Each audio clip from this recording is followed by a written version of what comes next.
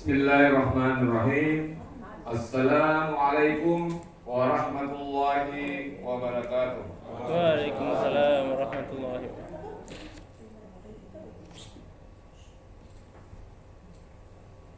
Alhamdulillahirabbil alamin. Wassalatu wassalamu ala asrofil anbiya'i wal mursalin Sayyidina Muhammadin wa ala alihi wa ashabihi ajma'in. Rabbi shrah li sadri wa yassir li amri wahlul 'uqdatam min lisani yafqahu qawli. Wa qala Allahu ta'ala fil Qur'anil Karim. A'udzu billahi minasyaitonir rajim. Bismillahirrahmanirrahim. Ya ayyuhalladzina amanu ista'inu bis-sabri was-shalah. Innallaha ma'as-sabirin. Sallallahu alaihi. Yang saya hormati, yang mulia para hakim tinggi, yang saya hormati Bapak Panitra dan Sekretaris DA Ambon, Bapak-bapak, ibu-ibu, seluruh pejabat fungsional, struktural, bersama seluruh staf serta teman-teman PPNPN yang saya hormati dan saya banggakan. Alhamdulillah, mari kita memanjatkan puji syukur kepada Allah Subhanahu wa taala yang mana pada pagi hari ini kita masih diberikan nikmat berupa kesehatan, berupa kesempatan, sehingga kita dapat melakukan aktivitas kita yang kita sudah awali dengan apel, kemudian pembinaan mental pada saat ini. Salawat dan salam mari kita kirimkan kepada junjungan kita Nabiullah Muhammad sallallahu alaihi wasallam.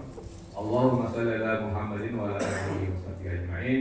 Mudah-mudahan dengan memperbanyak salawat kita akan memperoleh syafaatnya Nabi nanti di akhir kelak. Amin amin ya rabbal alamin. Bapak, Ibu hadirin yang saya hormati, kalau sepak bola biasa ada, kalau sudah akhir-akhir ini namanya injury time.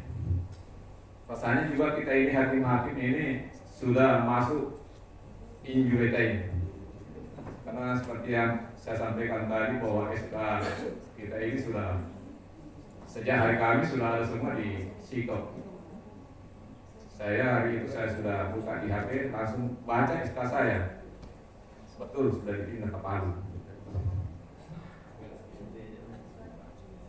Jadi tinggal berangkatnya, dan ini memang jadi beban juga. Ini sekarang pikiran sudah bercabang-cabang. Jadi sepertinya juga di sini sudah konsentrasi sudah berkurang karena pikir Palu, pikir barang-barang, pikir perjalanan dan sebagainya. Ini sudah banyak yang kita pikir. Jadi mungkin saya juga berdiri tidak terlalu lama, sebentar saja karena itu pikiran itu sudah. Cuma ini karena amanah ya, kita harus tetap konsisten. Apalagi ya sistem berjalan, ya harus tetap seperti itu. Apapun yang terjadi kita harus laksanakan amanah. Bapak Ibu yang saya hormati, yang amanah ini ya yang diberikan masalah kesabaran. Ya, jadwal itu yang disusun kemarin itu ya tentang kesabaran. Sabar bisa sebagai kunci kesuksesan, keberhasilan dan sebagainya.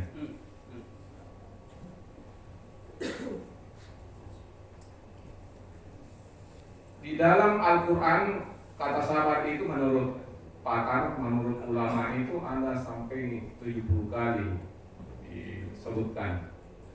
Termasuk di antaranya yang saya sudah bacakan tadi, ya ayyuhalladzina amanu ista'inu bis-sabri was-shalah innallaha ma'as-sabirin. Hai orang-orang yang beriman, jadikanlah sabar dan salat sebagai penolongmu, dan sesungguhnya Allah berserta atau bersama-sama dengan orang-orang yang sabar. Dalam surah Al-Baqarah juga ada wasta'inu bis-sabri was-salah wa innaha lakabiratun illa 'alal khashiin. Jadi jadikanlah sabar dan salat sebagai penolong, dan salat itu sangat berat kecuali orang-orang yang khusyuk. Kalau kita perhatikan dua ayat ini, iman itu tidak sempurna kalau tidak dilandasi dengan kesabaran. Karena ini seolah-olah sama kedudukannya sholat dengan sabar, malah mendahulukan kata-kata sabar daripada sholat. Begitu pentingnya sabar, dia digandengkan dengan sholat. Wasta'inu bis-sabri was-salah. Makanya ada hadis Rasulullah SAW riwayat Bukhari, as-sabru nisful iman. Sabar itu adalah separuh dari iman. Jadi manakala kita tidak memiliki sifat sabar, maka jangan bahwa iman itu tidak akan jadi sempurna. Maka sabar harus wajib kita miliki. Bapak Ibu hadirin yang saya hormati, juga di dalam deretan Asmaul Husna sabar ada, yaitu as-sabur. Allah Maha Penyabar. Menurut Imam Ghazali, nama Tuhan ini mengandung pengertian bahwa Allah itu tidak tergesa-gesa untuk menghukum hambanya yang melakukan kemaksiatan, yang melakukan dosa. Itu maksudnya. Jadi dengan sifat Allah yang Maha Penyabar, kalau hambanya melakukan sesuatu perbuatan maksiat, perbuatan dosa dan sebagainya, itu tidak langsung memberikan ganjaran. Diberikan waktu. Dengan kesabarannya memberikan waktu untuk memperbaiki diri, untuk bertobat kepada Allah Subhanahu wa Ta'ala dan kembali ke jalan yang benar. Gitu. Makanya ada sifat as-sabr, sabar. Makanya dengan itu kita sebagai hambanya juga harus memiliki sifat sabar itu. Sabar ini merupakan sifat Allah Subhanahu wa Ta'ala yang mencerminkan sifat ketuhanan yang sangat mulia. Bahkan dalam tindakan-tindakan keimanan, sabar menempati posisi yang paling tinggi. Tentunya dengan pahala yang tak terhingga. Jadi orang yang sabar itu akan diberikan ganjaran pahala yang tidak terbatas. Ini sesuai dengan ayat Al-Quran surah Az-Zumar ayat 10. Bismillahirrahmanirrahim. Innama yuwaffas sabiruna ajrahum bighairi hisab. Sesungguhnya hanya orang-orang yang bersabarlah yang dicukupkan pahala mereka tanpa batas. Di ayat yang lain Allah Subhanahu wa Ta'ala berfirman, wala najziyannal ladzina sabaru ajrahum bi ahsani ma kanu ya'malun.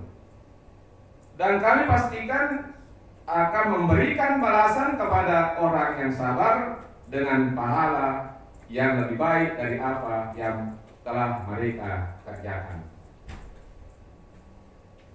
Masya Allah, kalau ini kita senantiasa bersabar, insya Allah akan memberikan ganjaran sebagaimana di dalam Al-Quran, di dalam ayat-ayat Al-Quran ini. Bapak Ibu yang saya hormati, yang perlu kita cermat bahwa sabar ini memang kadang hanya selalu diidentikan dengan musibah. Artinya sabar seolah-olah hanya ada ketika manusia dihadapkan dengan musibah. Padahal sebenarnya tidak seperti itu.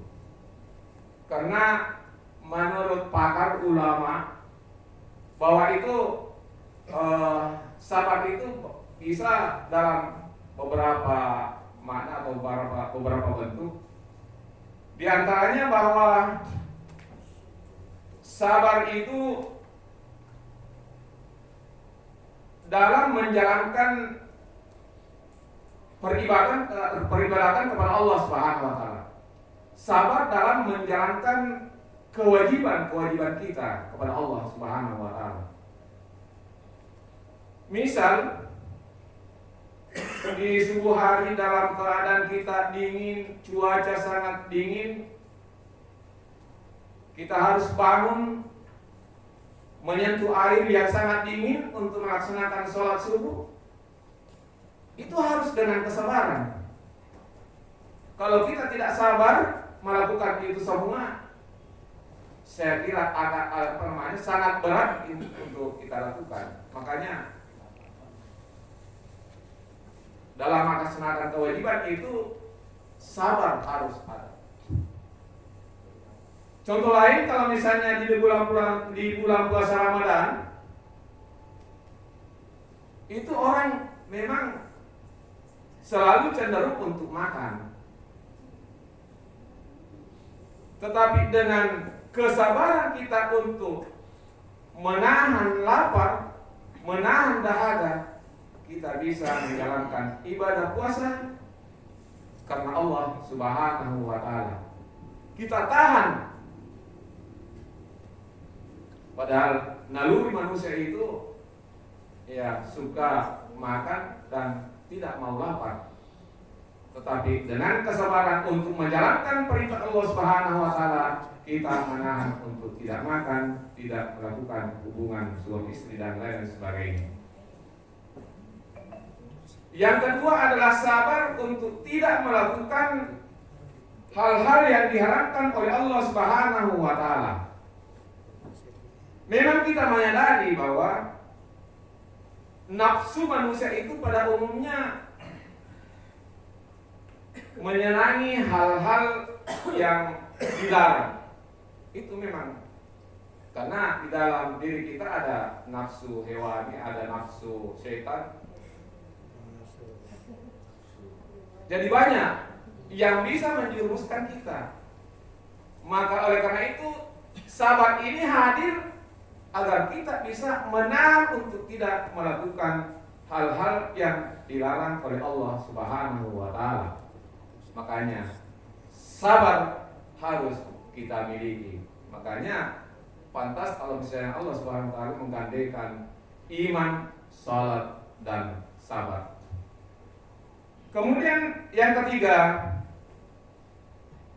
adalah sabar dalam menghadapi musibah. Musibah jika kita hadapi dengan sabar akan meninggikan derajat atau menghapus dosa. Ini Rasulullah SAW pernah bersabda, "Ma yusibul muslima min nasabin wala wasabin wala hamin wala hazanin wala azan wala gammin hatta sawqa yusaquha illa kaffarallahu biha min khataya." Maknanya, tidaklah seorang muslim tertimpa keletihan dan penyakit, kekhawatiran dan kesedihan, gangguan dan kesusahan, bahkan duri yang melukainya, melainkan dengan sebab itu semua Allah akan menghapus dosa-dosanya. Di hadis yang lain, "May yuridillahu bihi khairan yusibu bihi, saya ulangi, yusibu minhu, barang siapa yang Allah kehendaki kebaikan pada dirinya, maka Allah akan menimpakan musibah kepadanya. Jadi kalau misalnya kita tertimpa musibah, apakah karena sakit atau kecelakaan dan lain-lain sebagainya, maka kita harus berpegang kepada hadis ini bahwa yang terjadi itu apabila kita menyikapinya dengan penuh kesabaran, insya Allah dosa-dosa yang ada di dalam diri kita akan dihapus oleh Allah Subhanahu wa ta'ala. Bapak Ibu yang saya hormati, kemudian meraih kesuksesan tentunya memang tidak mudah. Karena itu perlu perjuangan, perlu kegigihan, kedisiplinan, dan kecerdasan. Selain faktor tersebut, ternyata ada hal yang merupakan bagian kunci untuk meraih kesuksesan, yaitu sabar. Meski terkadang kegagalan kerap menghampiri, tapi kesabaran mampu membuat kita tetap percaya diri dan yakin akan meraih sebuah tujuan yang kita impikan. Sebaliknya, sikap yang gegabah dan selalu terburu-buru malah bisa menghambat. Itulah mengapa kesabaran adalah menjadi kunci seseorang bisa mendapatkan kesuksesan dalam hidupnya. Alasannya adalah pertama, bahwa dengan kesabaran membuat kita menjadi tenang dan damai. Berusaha menggapai tujuan dan cita-cita impian itu pasti akan mengalami banyak tantangan. Dengan memiliki kesabaran dalam diri, maka sesulit apapun tantangan yang harus dihadapi, itu tidak akan mengacaukan pikiran kita. Kita akan mampu menyelesaikan semua tantangan yang menghadang dengan kondisi emosi yang tenang dan damai. Kemudian yang kedua adalah menumbuhkan motivasi untuk terus berjuang. Mengapa kesabaran merupakan bagian dari kunci kesuksesan hidup? Karena buah dari kesabaran itu akan menumbuhkan motivasi dan semangat untuk terus berjuang hingga mendapatkan tujuan yang telah ditetapkan. Ketika menghadapi rintangan, orang yang sabar tidak akan menyerah pada keadaan, tapi dia akan lebih giat dan tekun bekerja. Kemudian ketiga adalah menguatkan dirimu agar tidak mudah putus asa. Kesabaran mampu menguatkan diri seseorang yang sedang berjuang meraih impian. Dengan adanya kesabaran dalam diri, maka kita menjadi tidak mudah mengalami rasa putus asa. Hadirin yang saya hormati, terakhir saya angkat sebuah kisah Perang Badar, di mana Perang Badar itu kesuksesan umat muslim menghadapi musuh yang jumlahnya yang sangat berbeda. Umat Islam pada saat itu hanya berjumlah 313, sementara orang kafir jumlahnya ribuan. Kemudian ini dimenangkan oleh pasukan muslim karena kesabarannya. Ini ada tercantum di dalam surah Al-Anfal kalau tidak salah ayat 65 yang berbunyi, ya ayyuhan nabiyyu aridil mu'minina al-qital. Wahai Nabi, kuatkanlah semangat orang mukmin untuk berjuang, untuk berperang. Iyakum minkum isruna sabiruna yaklibu mi'atain. Jika kamu di antara kamu ada 20 orang yang sabar, maka akan mampu mengalahkan 200 orang. Wa iyyakum minkum mi'atun yaklibu alfan minal ladzina kafaru. Jika mereka atau jika kamu di antara kamu bersabar 100 orang, maka akan mampu mengalahkan 1000 musuh dari orang-orang kafir. Jadi disinilah letaknya perlunya kesabaran, karena dengan kesabaran itu musuh yang lebih jauh lebih banyak daripada yang dimiliki pada saat itu mampu mengalahkan dengan keridhaan Allah Subhanahu wa taala, dengan adanya sikap yang sabar dimiliki oleh orang-orang muslim pada saat itu. Sekali lagi, maka marilah kita senantiasa menyikapi segala sesuatunya dengan penuh kesabaran. Semoga dengan kesabaran itu kita akan meraih sukses, baik sukses di dunia lebih-lebih daripada kesuksesan di akhirat. Demikian lebih dan kurangnya, wallahu muwaffiq ila aqwamit thoriq. Wassalamualaikum warahmatullahi wabarakatuh.